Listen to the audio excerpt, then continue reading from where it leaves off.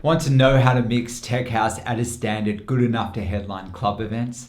In this video, I'm going to break down the best ways to mix tech house at a professional standard. I'm going to cover where is the best place to mix in your new song, how to use the EQ for flawless transitions, how long you should play both songs together for, and I'm also going to share a filter technique that many people don't know about. So stick around as this video has you covered.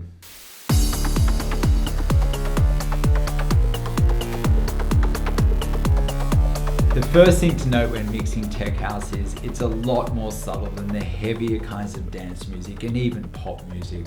Now with tech house and the deeper kinds of house in general, it's all about the journey, and you can often play songs together for an extended period of time. Whereas when mixing vocal driven styles in most pop music, the transitions are a lot faster to avoid vocals on vocals. So let's jump in. The first question everyone has is, how much of each song do you play and where do you mix in your new song? Now this can vary depending on your audience. For instance, if you're playing for yourself at home, you can mix a lot quicker. But if you're playing to a crowd, you may want to keep in mind the crowd's response for each song. So where to mix though, right? So again, this video is kind of assuming that you do have some foundations with your DJing already. And if you don't, check out the link below for the Club Ready DJ course. So, okay. The basic structure of a song, right? You've got the intro, verse, chorus, maybe then after that first chorus it goes into a breakdown or a second verse. That might build up. You've got the drop, which by the way, the drop's technically the first beat of the chorus. So you've got the second drop and the chorus, and then at the end of the song, usually an outro. So you generally speaking want to be kind of respectful of the chorus, in my opinion. Like say for instance, you know, a song's playing, it's about to go to the chorus and you don't even play the chorus. People get upset by that. The chorus is generally the main part of the song.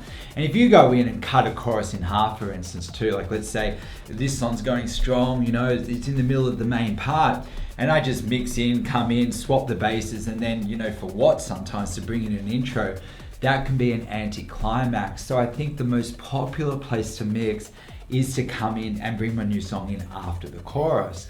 But here's the thing, if I've got a couple of choruses, which chorus do I come in after? For instance, do I bring my new song in after the first chorus, or do I come in after the last chorus over the outro? So again, crowd response, you know, like personally, if I was playing for myself, I like mixing a little quicker. But then again, when I'm playing live, if people really do like the song, occasionally playing full songs in your mix does, I find, help balance your set. Like if you're always mixing quickly, it can sound a bit fast. If you're always playing the full song, it can sound a little bit boring. So it is about finding that balance. So here's the thing, generally speaking, it's a lot easier to come over the outro, but you know, we'll do a couple of those, sure. But personally, I do like coming into the middle. But here's the thing, like then when do I hit play? So what a lot of people do, especially this generation where people can hit sync or they can do the beat matching by matching lines on their computer if they're using a computer with a controller, for instance. So what they're doing is they're hitting play, the chorus ends, they hit play where they want to bring it in, and it's all synced and it's all good. But this, well, my whole thing is about preparing people to play in clubs. And when you turn up to play in a club, they're going to expect you to use their equipment. And the equipment could be old, and there's a very good chance that it doesn't have sync features. And you're definitely not going to be able to stack waveforms because you've got two separate screens. So personally, I think it's a really good idea to actually give yourself some time to beat match before bringing up the volume. So what I would do is, and I go into more detail on my course on this, but I'd go find where the chorus ends in my DJ software, and maybe put a cue point like a couple of phrases earlier, kind of like as a marker for me. Now, that means say the song's playing and I've got a mix out cue showing me where I can introduce my new song that's maybe 16 bars back from the end of the chorus. If I come in at that point, I've got like 8 bars to beat match, 8 bars to come in using my EQ, and then when the chorus drops off, I can swap my basses, my new song takes over, and I think that's a really effective way to mix. Now, using cue points, personally, because this is a club course as well, right, and that like Club Ready DJ School, this is all about kind of preparing you to play in clubs. And I'll be honest, if you're playing in clubs, probably you want to map your songs and play the best parts of each songs, and cue points give you those ability, like that ability. But without cues, right, I'll be honest, mixing without cues is heaps of fun. I love it. Like, it's a great way to get to know songs, but through doing that, now, if you are doing it without cues, I guess just try and look at the size of your waveforms, and I guess you're taking educated guesses of where to come in, hoping that the chorus drops off and your new song kicks in perfectly. And to be honest, that's heaps of fun. Like, there's no doubt about it, but it doesn't always line up perfectly. And I think if you are preparing to play, especially your first shows and you're fairly new, I might actually go set cue points and stuff. So I've got a video coming up where it's all about whereabouts to set cue points. But if you follow this and can keep up, like I've just said there, and mix out, I go find where my chorus ends, go back a couple of phrases, and that means if I introduce my new song at that point, like I mentioned, 8 bars to beat match, come in over the end, and as soon as the chorus drops, swap my basses and put my new song on top. So maybe let's give that a go now. So let's say I've got my song playing. So this one's playing over here. Okay, cool. And I've gone and I just find my new song. Okay, so I select the song. I've just got, I'm playing from the start, this one. Actually, I'll show you what a lot of people do first. What a lot of people do is here's a drop. They just hit play there. Okay, so let's try that first. So listen.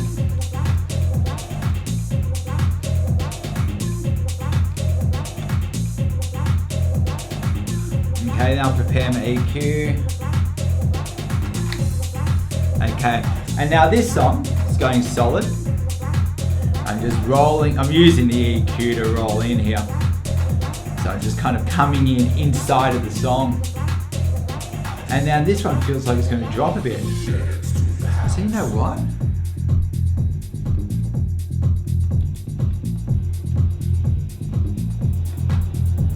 On the next one, I might swap my basses. Now this one's on top. And I could be like, you know what? I like this. I could even set a loop.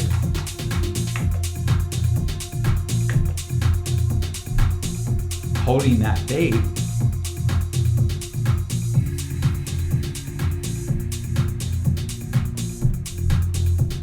And I like that. And this one's coming in.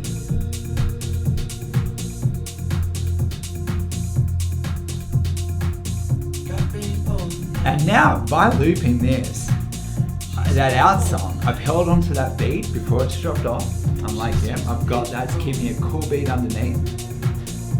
And now I'm just going to pull it back. I've got to be careful of what my new song's doing. I see this is approaching a drop. Maybe it's a good time to roll this one out. I'm doing it all with the EQ at this point. I feel it's going to drop. I create space for the drop. Okay, cool. Okay, so that's pretty solid. So, okay, so I came a little bit off track, but what I did was I was coming in over the end of the chorus, right? And then basically this one then sort of dropped off, but it had a cool beat. And I'm like, wow, this is sounding good. I wasn't quite sure what was coming up. So I basically set a loop, held onto that beat to draw up my transition, and now that new song came in. So how about I go grab another one? So I go grab a song. I've just got my cue at the first beat now, okay? And now the question is, I've got it ready, whenabouts in this song do I bring it in? Now again, I'm definitely going to come in on a one beat, like the first beat of a phrase, and if you don't know what that is, you really need to get some foundation sounds, so check out the link below. But now this is more about how much of the song do I play. So, say for instance, at the time of making this video, this song's pretty popular, right? So, let's say you do put on a song and everyone knows it, everyone loves it, maybe you play it. So I might just fast forward a bit closer to the end. So it's dropped back, and what heaps of people do is they just come in once it's like it sort of starts to kick into that next chorus in a way. So it's building up, and come in on a one.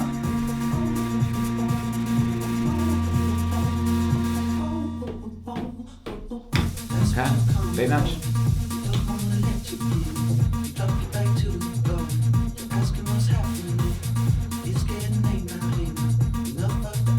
Cool. Prepare my EQ, and what you'll notice with me is I just take my volume straight in. See, a lot of people, they're like, oh, real careful here. But I'm actually more careful with the EQ. So if I've got the EQ down considerably, I can just bring that in here and then use the EQ to work it in. Oh, this one's got a vocal. I'm going to bring it in because this isn't doing much.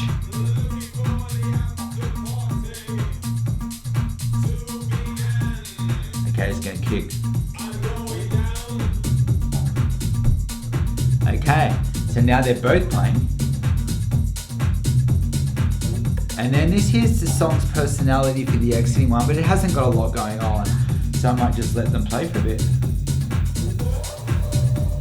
There's no harm here. You know what? I'll show you the filter technique set up so I can have that down. And that means I'll activate it, I'll show you. Okay. And see, it's pulling back here anyway.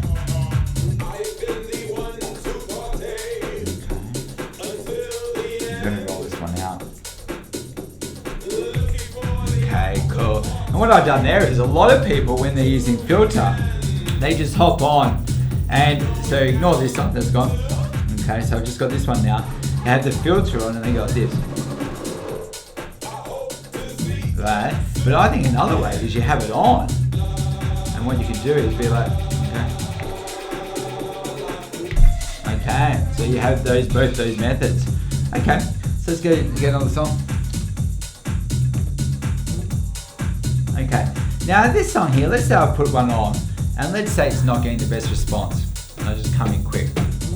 Okay, so I came in on the one there, beat match.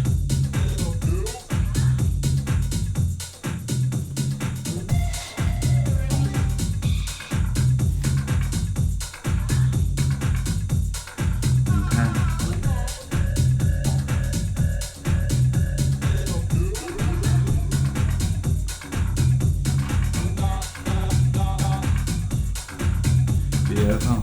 Okay. Put my new song on top. Now, let's say I'm not sure what's coming up. I could loop the exiting song.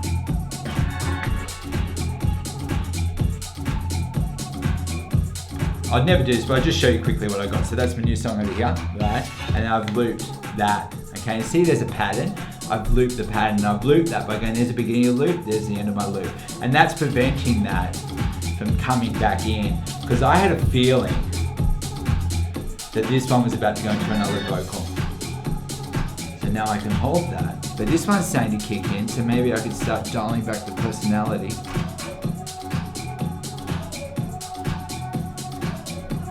I'll probably get this one out, to be honest, before it goes to that drop.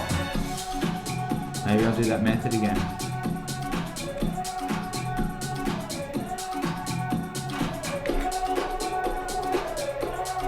Roll this one out. Okay, and that one's kicked in. Let's get the next one. Man, it's so fun, eh? I love just playing this stuff. So, okay.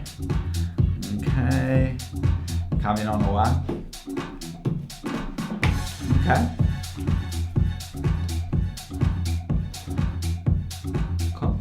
Do my beat matching. And notice I do all my beat matching in my headphones, right? Never out loud. Well, it's out loud if I need to fix it up out loud. So I come in. And I've come in, I'm underneath. See, I'm, using my EQ. And again, in my course, I full on break down exactly what all the EQ does. So I'm kind of moving with the song a little. Now,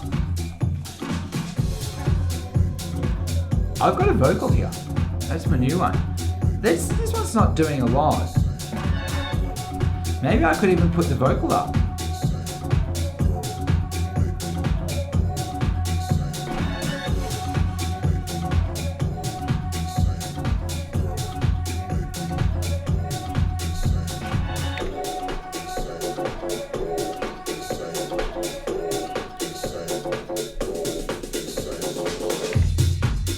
Okay, cool. And I got this one out. I wasn't sure what it was going to do, to be honest. Like, it looked like this new song, the exiting song, was going into a new part. And this one had vocals. The whole thing was starting to feel a little bit dangerous. So what I did was I put a filter on quickly to emphasize this new one coming in. and hidden by the filter, I just rolled this one right back and then had it out before the one hit on this song. Okay, let's get the next song. Okay, now this one's interesting. Okay, I'll show you. So I'll just get it in. Okay, there's a 1. Okay.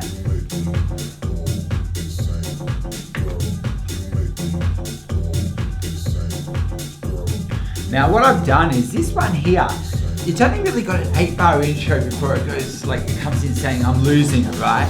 So the thing is, I want to give myself some time to beat match, I want to bring it in. If you only got a short intro, what you could do is you could maybe loop the beginning of the song. Now all I have to do is exit on a 1, hang on.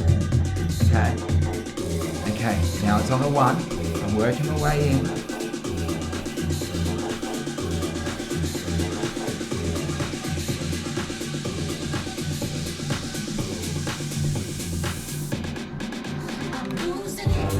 Okay, and what I did there was, well, I actually timed it. I was about to go to the drop, but instead I went to a big part in this song, and that was actually pretty cool. But you notice after that 8 bars, the 8 bars was like, I'm losing it. And what I wanted that. So what I did was I looped the first couple of bars of the song. I gave me time to beat match, and then I brought it in and released it so the ones lined up and got this one out, and then that one kicked in. So again, in my course, fully break this down, but looping in, like I think there's 2 ways that you can loop. You got looping out, which is looping in the exiting song to hold the part you like.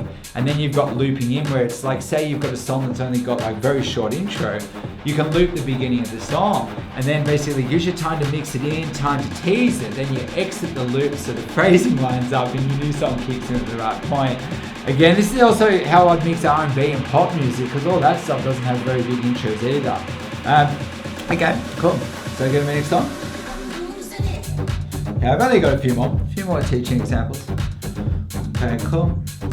Now again, where do I mix? Now, I think this is going to come back to that concept of coming in like 16 bars out from the end of the chorus. See, if I came in here now, see, I was kind of coming in a bit more randomly before these, like I was just hearing this, but this here, this has got a fair bit going on. If I was to come in now, I could potentially cut all this in half, and this song's actually really popular too. So if I was, and then say I was bringing a new song in here, it's just building back before it's kicking back in, and you just gotta be careful, So say here, I can see if I came in here, for instance, sure, I know there's a lot going on there, right? But I can see by looking at the waveform that's about to drop off in a few phrases. So my goal is that I've got some time to beat match, and hopefully then, as this drops off, my new song kicks in.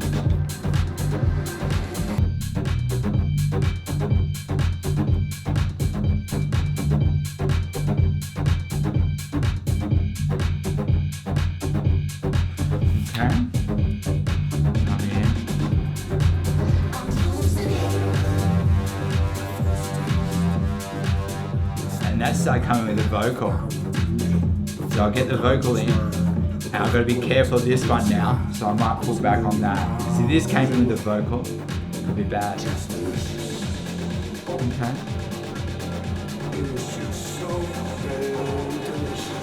So I see my new song about to go to a drop. Maybe I'll dial this one back. Just delicious. Excellent, cool. Okay, reset my EQ so I can hear it in my headphones. Go to my next song, load this, just a couple more. Okay, and I've got a couple of cool teaching points, so stay close, there's one really coming up that I think you'll find beneficial. So now, okay, whereabouts do I mix now? So here's the thing, okay, if you're mixing without cue points, looking at the size of the waveforms can be really, really helpful, and also getting a feel for what the song's doing. So right now, maybe I could have put my song in here, a new one, but then I've got to be careful as this looks like it's about to kick back in fairly quickly. Again, then maybe I could, if I was going to come in, I'd be careful of coming in right now where it kicks in, because this chorus here, or this bit, looks like it's over a minute, and my intro here looks like it's about a minute, so I don't want this kicking in the middle of the chorus. So say, for instance, a lot of the bass house, you might only have 16 bar intros or 30-second intros, right? And that means, say you've got like a minute chorus, and I come in at the start of the chorus, my verse is going to kick in the middle of my chorus. So if I look here at my song I'm bringing in and see that I've got a reasonably short intro, I probably come in a little bit closer to the end of the chorus so I can see closer to where it drops off. So here would be an instance. I come in there. That might be alright. Not that I come in there with the volume up. I come in there with the volume down, gives myself some time to beat match. But the fact it has gone into a vocal makes me a little bit concerned too. So let's say forever you're mixing without cues, you've hit play, you got all your EQ down, and you're coming in and you're like, oh geez, I've come in at the wrong point, this is doing too much. If you haven't swapped the basses yet, see, swapping the basses is kind of like saying I'm ready to put my song on top. If you haven't swapped the basses yet, you could safely retreat, and I'd be like, actually, that's not a good place to mix in after all. So here I am. We're coming now into near the end of the song. That's that drop there, and I'm like, yeah, I've got a minute intro here. This bit looks like it's just over a minute. This should work. So I'm going to go in here. Just a little. Okay, cool. And what makes it work is because this is probably, it's longer than a minute, sure, but some of that is the outro expectedly, right? If you're playing club edits, you're going to get intros and outros. So that coming in on that bit there, if I've got like a minute intro, generally be okay. But if I had a 16 bar intro, like a 30-second intro, I'd probably come in like just a little bit further, maybe on the next one coming up. Okay, cool. So come in.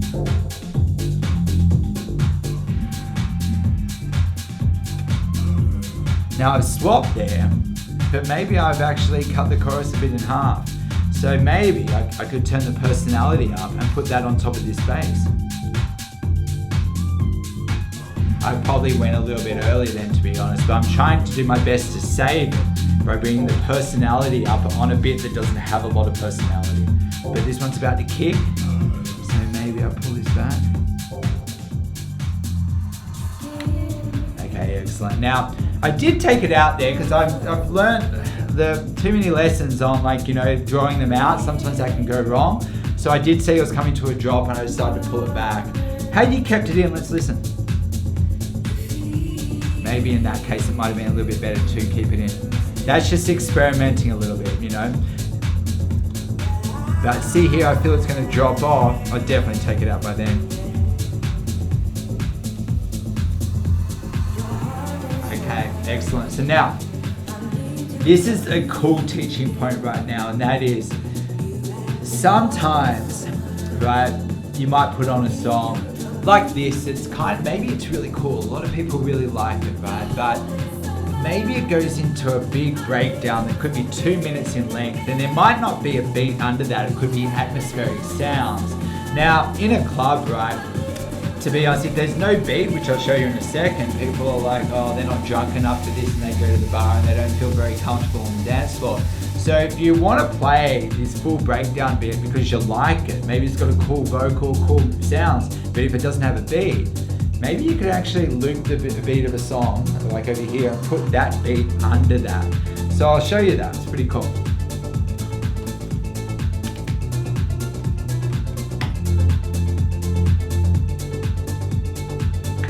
And what I've done is that looping in method, right? Even though I've got no intention of bringing this song like in, I'm not going to play this, I'm just using the beat. But I've just looped the first 8 or 16 beats, and then maybe I could even filter it in. So you'll see here, I've got the filter down on low, and now the song's playing. I come in, it's looped.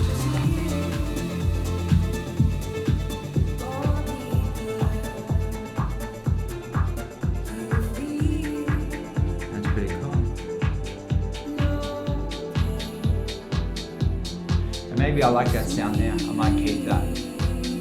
Now I'll just show you quickly. That's the loop I've got, right? So I've just looped some beats at the beginning of the song and this on its own. But that's what I'm talking about. If I was in a club now, and let's say that's playing, you know, like there's no real beat, you're maybe going like this, right? But if you got this, maybe then it kind of gives people something to kind of tap to. Maybe you got a bigger chance of keeping your dance floor with that beat. Without it, I'm like, okay, I'm trying to go get a drink. You know, here I'm like, okay. So then I'm like, okay. Cool, okay, that's fine. And I just keep it going like that. And you can play around with, like, you know, with the sound of the filter, like different levels of it. Maybe there's one here, I'll take it a bit further.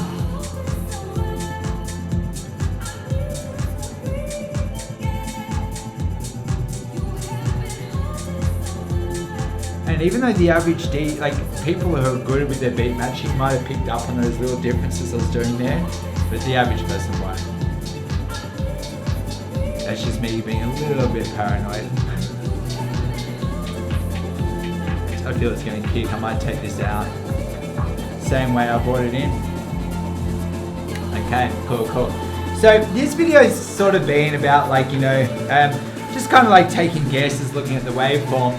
But if I was preparing to play in a club, there's a very good chance that I might go map my songs in advance, like using Rekordbox and put cue points and stuff. So the advantage of doing that is you can always make sure the stuff lines up. So what I've done here is, for my new song, I've gone and found where a vocal kicks in, like a one, put a cue point a couple of phrases earlier. And over here, I've gone and found where it drops off. Like I'm like, okay, that vocal's gonna go nicely here. And again, put a cue point 16 bars earlier. And that means if I come in at this point, that means then I've got 8 bars to beat match and I can come in and the vocal will come in at the right time. And that's the beauty of setting cues. You can always map your song so everything lines up. Now I've got a video coming up on exactly where to set cues for different genres of music and how to use those. So there's like in and out points, for instance, sometimes warning cues, all that. But yeah, check that out, that's coming up.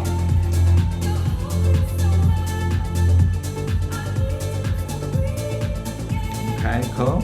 Now, as far as the EQ goes on this, well, there's not much there. Just bring the volume up, I reckon. Now I might keep that bass, but I'll take down a bit of the personality.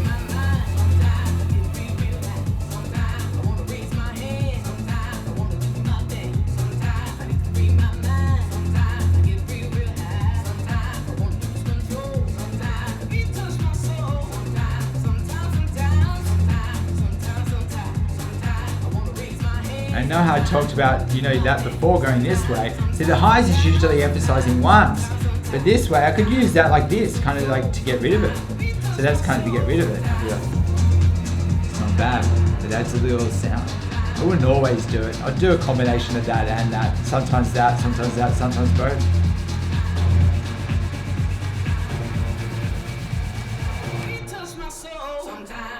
And you see there, I pulled out like just a little bit early before the drop. Creating space for the drop to hit is very important. And that's why I took out the volume a little bit before, because it's coming to a drop and I was like, oh, I wasn't sure. I roll it back and it just makes it hit that little bit harder, which is really important, especially with the more subtle kinds of house. Like sometimes it'll kick, but it won't kick that intently. But if you've got a beat going right up to it, then it's even less, like it's just more subtle. Like you need to kind of pull back and make those subtleties really work to the subtleties. So if I see my song's about to go to a bit, like a drop, right? I probably pull back a little bit to make the one hit just a little bit harder, and people on the dance floor generally respond really, really well to that. Now, ultimately what songs you play and how much of each song you play is up to you. But again, I suggest if you're playing in clubs that you play the right kind of music for the event, and then you also consider your time slot. Now, I have a ton of industry videos in my online course about this, but if you first want to try before you buy, check out the link below, as I have a free mini course on how to get started as a DJ, plus some advanced mixing videos and also a whole marketing series. This is all for free. So anyway, thanks again for tuning in, and again, please hit subscribe so you never miss a beat.